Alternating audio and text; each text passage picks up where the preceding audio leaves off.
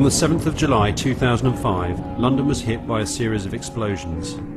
You probably think you know what happened that morning, but you don't. This film is an attempt to refute the central conspiracy theory regarding the event.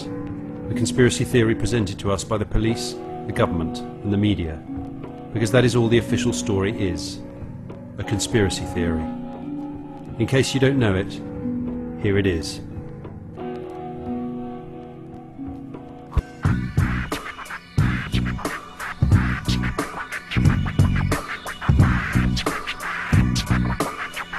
On the morning of the 7th, 3 British-born men drove down from Leeds to meet a 4th man at Luton train station. In the station car park, they loaded backpacks with homemade explosives they'd spent the last few months making in a bomb factory outside Leeds. They entered the station at 7:22 a.m. and boarded the 7:40 train to London, which arrived at King's Cross at 8:23 a.m. They then made the short walk to the Underground station, where, at around 8:30 a.m, they split up and each headed off to separate trains. 3 of the men blew themselves up almost simultaneously at 8:50 a.m. The 4th, Hasib Hussain, apparently unable to board a train, left the Underground, bought a battery in W.H. Smith, briefly visited McDonald's, then got on a number 30 bus and triggered his bomb at 9:47 a.m. This is the official story, and after a year of media dissemination, it has been planted securely in all our minds. But the official story is wrong. The events of 7/7 did not happen the way they've been described. This is not merely a question of interpretation, it is a fact. Hypothesis has been presented as truth. Speculation has been offered as certainty. There are unexplained discrepancies, inexplicable contradictions, and unanswered questions in the official story. What the British public has been presented is, in fact, a complex but contradictory series of lies. One thing that is clear is the terrible loss of life. And yet, despite demands from the Muslim community, the families of the victims and the victim support group, Tony Blair and the Labour government have obstinately rejected calls for a full, independent public inquiry into the attacks. What reasons have they given? We've been told an inquiry would prejudice the current investigation. We've been told an inquiry would prevent the police and government from focusing on future attacks. And we've been told an inquiry would take too much time, cost too much money, and divert resources away from the war on terrorism. Criteria our government unfortunately chose not to apply when deciding to illegally invade Iraq. And we've been told by the Prime Minister himself that a public inquiry would be a ludicrous diversion. Instead, we were offered a narrative to be written by the civil service based entirely on whatever information the police and security services chose to provide them. Tony Blair assured us that all our questions would be answered by this narrative. On December the 14th, he said, "I do accept that the people want to know exactly what happened, and we will make sure that they do." And he said, "We will publish a full account of all the information we have." And he pledged, "We will bring together all the evidence that we have and publish it, so that the people, the victims and others, can see exactly what happened." Well, Tony, the narrative has now been published. It does not tell us exactly what happened. It is not a full account of all the information you have, and it certainly is not all the evidence. So did you mean what you said? Or were those promises just more politically expedient lies?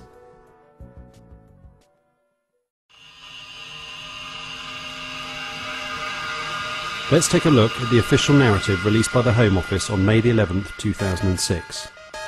One thing that's immediately clear is that the author has not seen the raw source material for much of the evidence he cites. What we're being offered is at best second-hand information, at worst deceptive hearsay. Although the mainstream media have strangely refused to properly analyse the contents of the narrative, most of the issues raised by this document have been covered efficiently by the alternative media. So we will not go into detail about the items of interest that the narrative glosses over, or conveniently does not mention at all.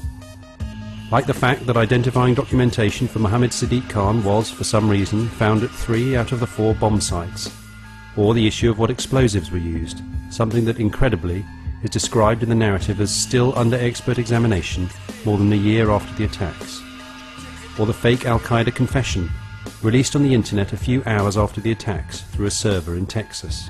Or the training exercises taking place in London that day, based on a scenario of bombs going off at the exact same times at the exact same stations as the attacks occurred. So we had to suddenly switch an exercise from fictional to real. Or the huge amount of money made in speculating the rise and fall of sterling, the result of either foreknowledge of the event or extraordinary luck.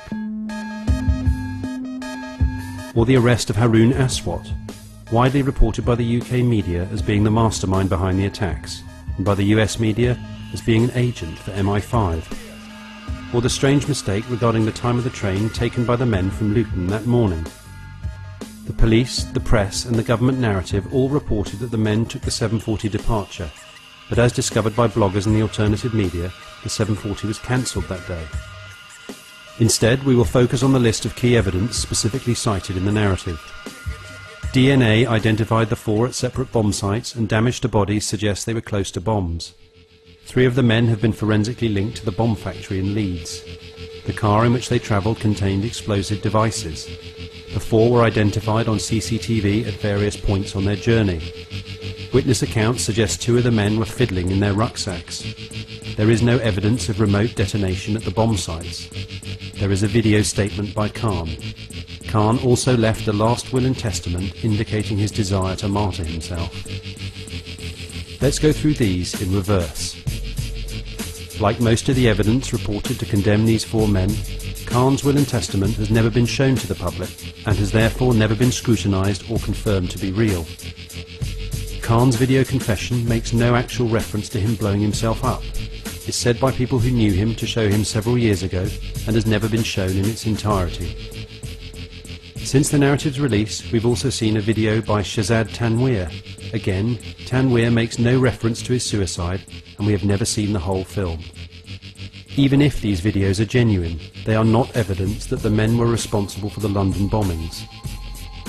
If there is no evidence of remote detonation at the bomb sites, why did the New York police, based on what the British police had told them, report at a conference the bombs were set off using mobile phones, the same remote timing devices used in the Madrid bombings in 2004. The eyewitness accounts of the bombers fiddling with their rucksacks are extremely dubious. The first, reported widely across the international press soon after the attack, came from a Mr. Richard Jones, who claims to have seen a man fiddling with his bag on the bottom floor of the number 30 bus. He described the man he saw as clean-shaven and wearing light brown trousers and a light brown top, so obviously he wasn't talking about Hussein. The second was Danny Biddle, badly injured in the Edgware Road bomb. 6 months after the attacks, he told a newspaper that he had actually seen Khan before he blew himself up. We are not suggesting that Biddle lied, but we are suggesting that someone who is paid to tell their story 6 months after the event is not a reliable enough witness to be a central piece of evidence in the official government report concerning the attacks. As for the CCTV recordings, where are they? No CCTV footage has been released to the public. All we have seen are 3 still images. One shows Hussein alone entering the ticket hall at Luton Station, inexplicably cropped so it does not show the other 3 men who should all be around him. The second shows Hussein, again alone, outside Boots in King's Cross Station, apparently at 9 AM, 10 minutes after he was supposed to be dead, and at a time when King's Cross Station was being evacuated. And the third shows 4 figures entering Luton Station, 3 of whom have blurred faces, so only Hussein is actually identifiable. There are no images of the 4 men together in London. In fact, there are no images of any of the train bombers in London that day at all. As the police themselves emphasised, the men should have been filmed by CCTV cameras along the whole route, capturing literally thousands of images of their journey. Or perhaps, like the cameras on the number 30 bus, all those cameras just weren't working that day. The car in which they travelled to Luton is said to have contained explosive devices, but it's never been explained why the men would have left them there when embarking on a suicide mission. The devices were reportedly destroyed in controlled explosions. These photos appeared on ABC News in America, but for some reason they were never officially released in the UK. And then there is the forensic and DNA evidence apparently identifying the 4 men at the bomb sites, which again has never been presented to the public for proper scrutiny. And the fact that the police tell us that they have the evidence, and that it is convincing, unfortunately does not mean that they do, or that it is.